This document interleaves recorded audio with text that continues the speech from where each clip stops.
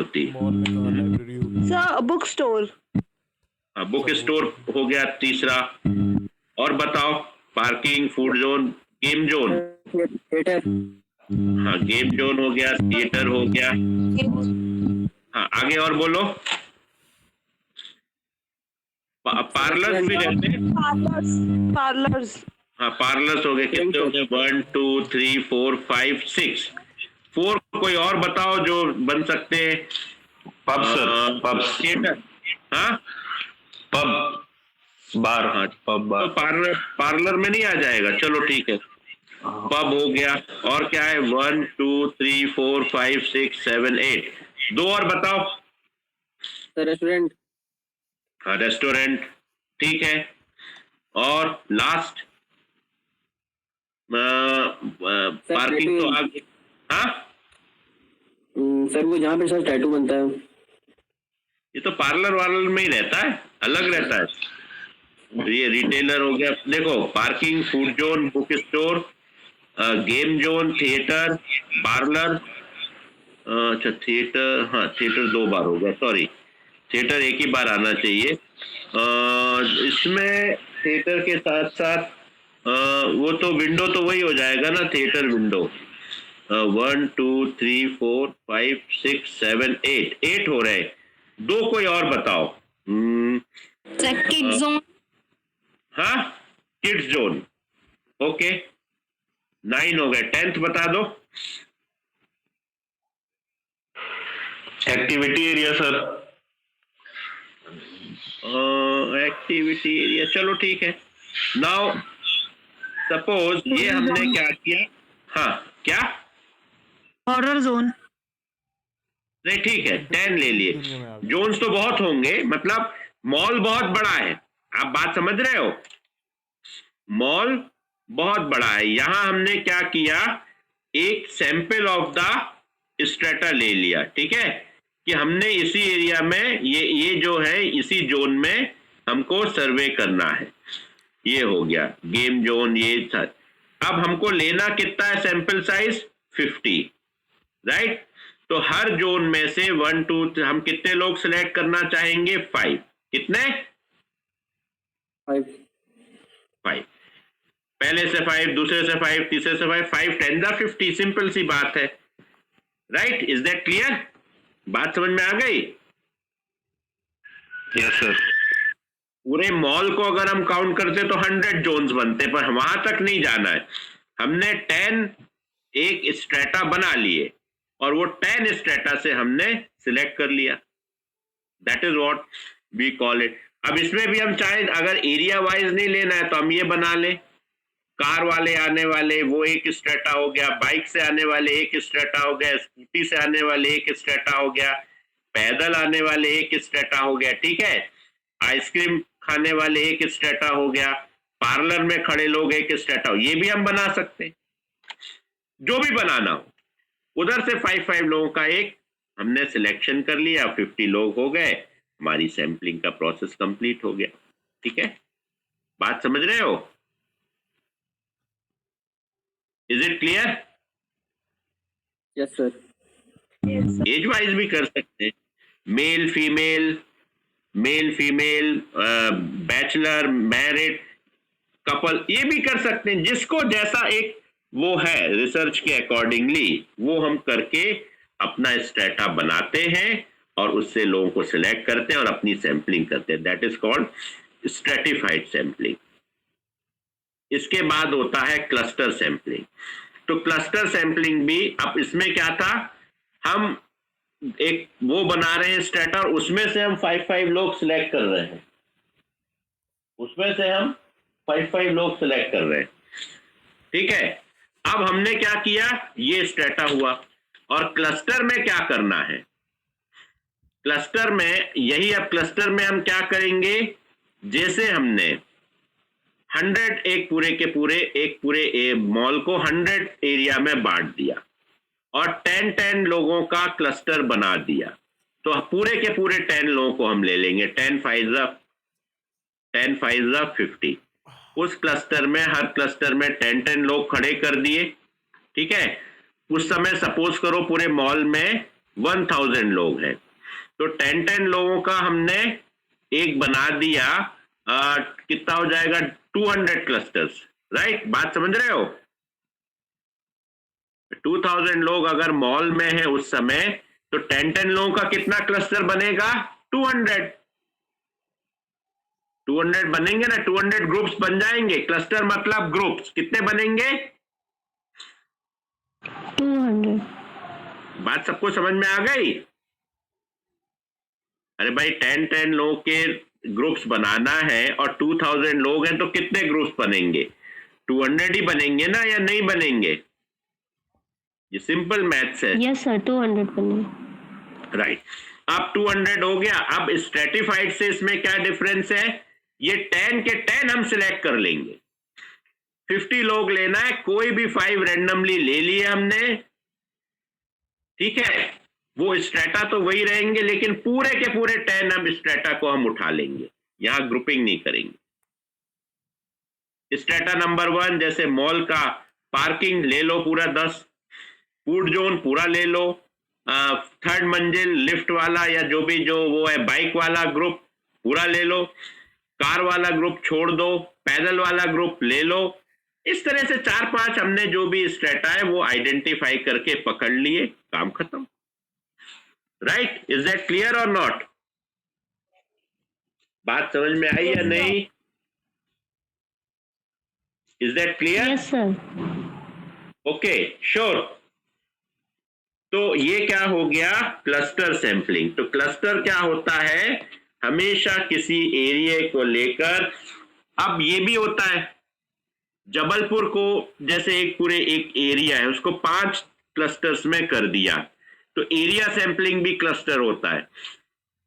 एक एरिया सदर हो गया, एक एरिया मतलब ईस्ट हो गया, वेस्ट हो गया, नॉर्थ हो गया, साउथ हो गया। अब 10,000 लोग लेने हैं, तो 2-2000 चाहे तो, और अब ये तो 5 वो हो गए क्लस्टर। उसके बाद जोन बनाएंगे, छोटे छोटे छोटे छोटे जोन बना दिए, और हर जोन से हमको मतलब जो है 200-200 लोग हमने ले लिए, 200 लोग ले लिए। तो ऐसे 50 जोन्स थे,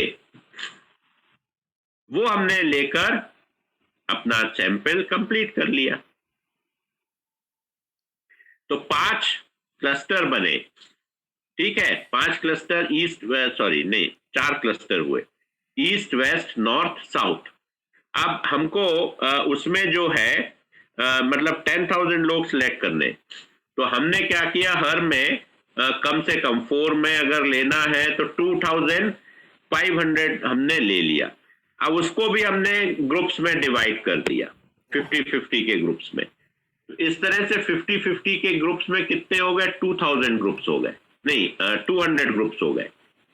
अब 200 ग्रुप्स में से हमको सिलेक्ट करना है जितने भी, वो हमने सिलेक्ट कर लिए पूरे के पूरे ग्रुप्स को। 200 का एक ग्रुप ले लिया, 200 का कोई दूसरा ग्रुप ले लिया, 200 का एक तीसरा ग्रुप ले लिया। इस तरह से टोटल ग्रुप को हम उठा लेते हैं। यहां पर हम स्ट्रेटा में क्या होता है, इसमें से भी हम सिलेक्ट करते थे, ग्रुप को भी हम रैंडमली सिलेक्ट करते थे, फिर इसमें से हम इंडिविजुअल को भी रैंडमली सिलेक्ट करते थे। यहां हम पूरे के पूरे ग्रुप को उठा लेते। This is called cluster sampling. बात क्लियर हुई या नहीं? क्लियर हुई? बात क्लियर हुई नहीं हुई? Yes, sir. नहीं हुई क्या? Yes sir. Sure? Anna, Ankit, Divyanshu, Kapil? Yes, sir. Yes sir. अच्छा, Kapil, Reshu, yes sir. Reshu, Satyaprakash, Yes, sir. Shadab, Shashank? Yes sir. Okay, तो ये क्लस्टर हो गया, ठीक है। इसके बाद एरिया। अब एरिया सैंपलिंग भी वैसे ही है, अलग अलग एरिया को हम बना देते हैं, उस एरिया से सिलेक्ट कर लीजिए। जैसे हमको सैंपल के लिए चाहिए है 200 लोग, 5 एरिया में डिवाइड कर दिया, सदर ये वो, सदर, Napier town, Ranjhi, right town, ऐसा करके हमने डिवाइड कर दिया। और हर एरिया से अब 5 एरिया हैं, 40 लोग हमने वहां पे ग्रुप कर लिए, पूरी की पूरी जो ग्रुप है वहां पे आइडेंटिफाई कर लिया, या हमें घर लेना है, वहां 40 मकान हमने 40 घर हमने आइडेंटिफाइड कर लिया, वो पूरे के पूरे 40 उठा लिए। तो पहले जब हम अपनी ग्रुपिंग करते हैं और वो पूरे के पूरे ग्रुप को उठा लेते हैं, ये हमारा सैंपलिंग का एक मेथड होता है, that is called area sampling. सदर से कुछ लोग ले लिए, नेपियर टप्पर वो इक्वल है, नेपियर टाउन से 40 लोग ले लिए, 40 लोग यहां से ले लिए, रांझी से, इस तरह से 200 लोग हमको मिलने। तो ये हमारा क्या होता है, ये this is called our scientific method of sampling. अब नॉन साइंटिफिक में क्या होता, कन्वीनियंस। 200 लोग लेना, अपने एरिया के कर लिए, खत्म बात, फोन पे कर लिया, गए भी नहीं। 200 अपने रिलेटिव से ही बात कर ली, वो हो गया, ठीक है। कोटा सैंपलिंग, उसमें जैसे 200 लोग हैं तो उसमें 10 बच्चे हों, 10 बुजुर्ग हों, 10 लेडीज हो, 10 जेंट्स हो, ये पूरा कोटा कर लिया। तो ऐसा करते करते हमारे 20 लोग मतलब 200 लोग हो गए। This is what we have to decide, ये कोटा हो गया एज वाइज। तो कन्वीनियंस, कोटा, है ना, जजमेंटल। अब जजमेंटल सैंपलिंग भी एक होता है, ये सब क्या है, कोटा, कन्वीनियंस, जजमेंटल, ये non scientific method.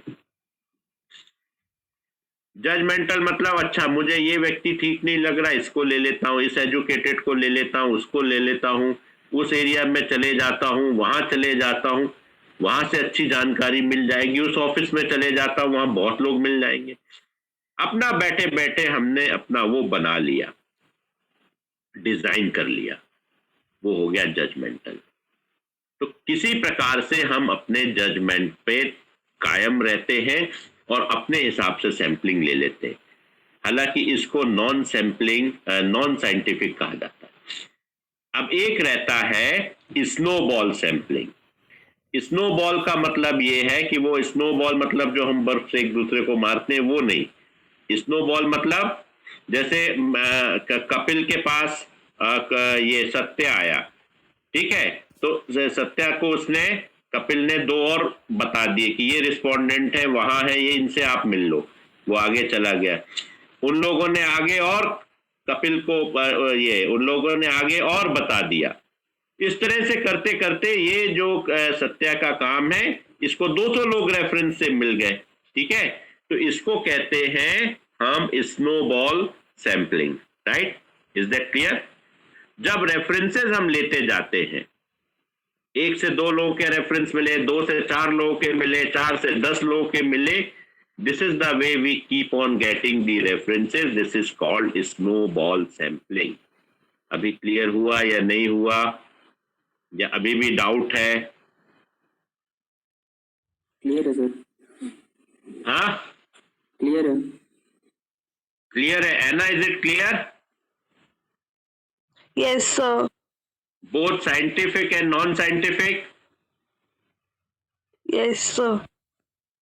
Okay. Divyanshu, Ankit? Yes sir clear. Yes sir clear है। Okay. Kapil, Reshu, yes sir clear. Satya Prakash, yes sir clear है। Shadab, clear sir. Shashank. Okay. Yes sir. ठीक है, तो ये sampling का हो गया। अब सैंपलिंग का जो सही परिचय है वो साइंटिफिक सैंपलिंग है, मतलब प्रोबेबिलिटी वाली। यानी कौन कौन सी? रैंडम, सिस्टमैटिक रैंडम सैंपलिंग, उसके बाद स्ट्रेटा, क्लस्टर, एरिया। ये शुद्धता के रूप में मानी जाती है, अच्छी प्योर। बाकी जो है करने के लिए भी कुछ करना है तो ये नॉन साइंटिफिक भी है, कोटा कर लिया, कन्वीनियंस कर लिया, लेकिन रिसर्च में इसको बहुत अच्छा नहीं माना जाता। ये ऐसा एक ओपिनियन है रिसर्चर्स का। लेकिन कई तरह के रिसर्चर्स रहते हैं जो, अब जैसे आप है, आपको इतने बजे के बाहर नहीं जाना, इतने यहाँ नहीं जाना, वहां नहीं जाना, वो कर, सब करके कारण जो है हम लोगों ने ये कन्वीनियंस वगैरह भी बना के रखा, कई रिस्ट्रिक्शंस रहते हैं, that is what the important thing. ठीक है, तो ये कॉन्सेप्ट क्लियर हुआ। सैम्पलिंग मतलब जिस पर एक्चुअली हमको डेटा जिससे चाहिए, पूरे यूनिवर्स को हम नहीं करते, पूरे यूनिवर्स के लिए सिर्फ एक ही होता है रिसर्च, वो सेंसेक्स होता, वो सेंसस होता है, जनगणना। घर में आते हैं, पूछते हैं भाई आपके यहाँ कितने क्या लोग हैं, पूरा फॉर्म भर के, देखा है ना सेंसस अपने होश में, अपने होश में, अपनी जिंदगी में अभी तक सेंसस sir. देखे हो? यस देखे हो ना, राइट। तो कितने छोटे थे तब, मतलब बोलने लायक स्थिति में थे, समझने वाले, या बहुत काफी छोटे थे? 15 साल की रहे होंगे साले, 12। हाँ, Divyanshu, yes sir. Census face किया है? नहीं किया है सर, पर याद नहीं। अच्छा, ओके, मतलब याद रखने वाली एज नहीं थी।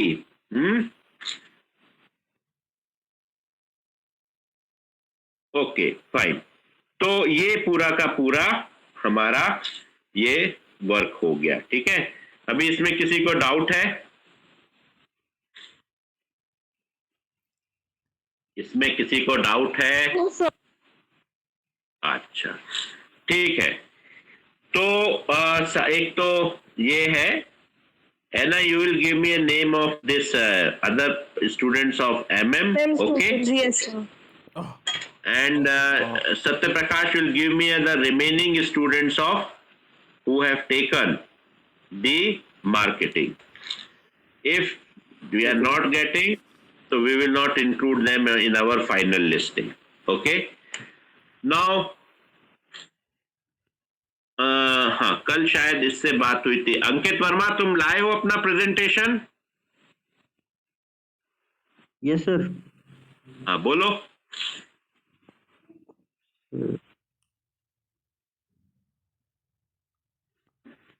बोलो।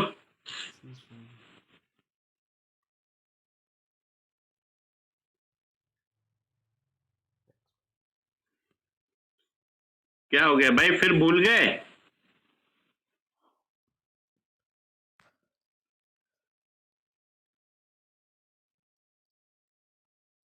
अंकित, बोल रहे हो? अंकित, वॉइस आ रही है तुमको?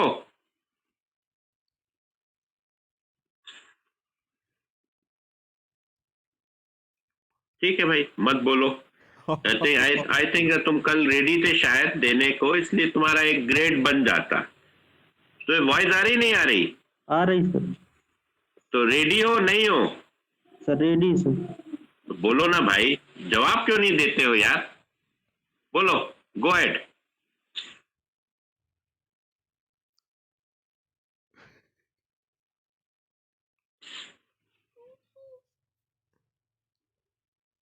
क्या हो गया, माइक की प्रॉब्लम है?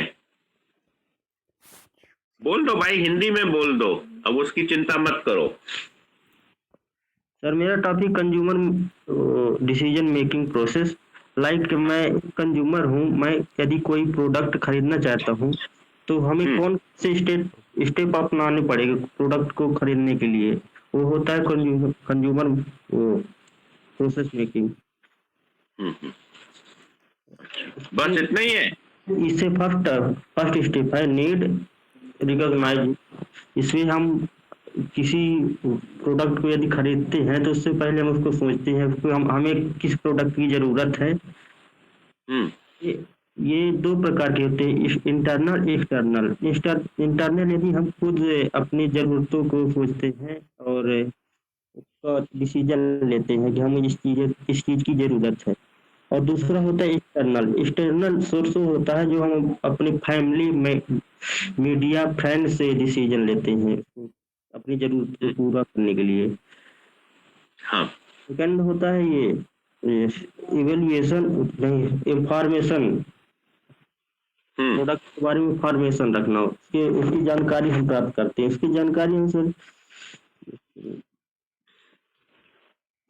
अच्छा, इसकी जानकारी सर हम इससे पर्सनल या सोशल से या एडवर्टाइजिंग से प्राप्त करते हैं। थर्ड सर होता है इवोल्यूशन अल्टरनेटिव। इससे हम उसके ब्रांड के बारे में उसकी जानकारी रखते हैं, उसका अपने वो बजट के बारे में, क्योंकि हमारा इतना बजट है तो कौन सा प्रोडक्ट में बेहतर रहेगा, और उसका प्राइस या लो प्राइस के बारे में जानकारी रखते हैं। फिर थर्ड सर हम प्रोडक्ट परचेज, उसमें हम तैयार होते हैं कि हमको किस प्रोडक्ट को लेना चाहिए। उसके बाद हम प्रोडक्ट को खरीद लेते हैं और उसके give money and taking the product. Fifth होता है सर ये प्रोडक्ट पोस्ट प्रोडक्ट। सर हम प्रोडक्ट को खरीदने के बाद उसको आगे तक उसको देखते हैं कि हमें ये प्रोडक्ट कैसा है, उसका फीडबैक कैसे देते हैं अपने फ्रेंड को कि ये प्रोडक्ट हमें आगे चल कैसे रहेगा खरीदने के लिए। अच्छा, ठीक है, हो गया, हो गया। Yes sir. ओके, ठीक है, फाइन। अब जो है यहां जो क्वेश्चन, ये सैंपलिंग वाली बात हुई, इसके आगे एक असाइनमेंट और रहेगा। अब जिसको आप क्लियरली समझना चाहें तो अच्छी बात है, नहीं समझना चाहें तो अच्छी बात है। सबसे पहले बड़ी क्लियरली समझ लो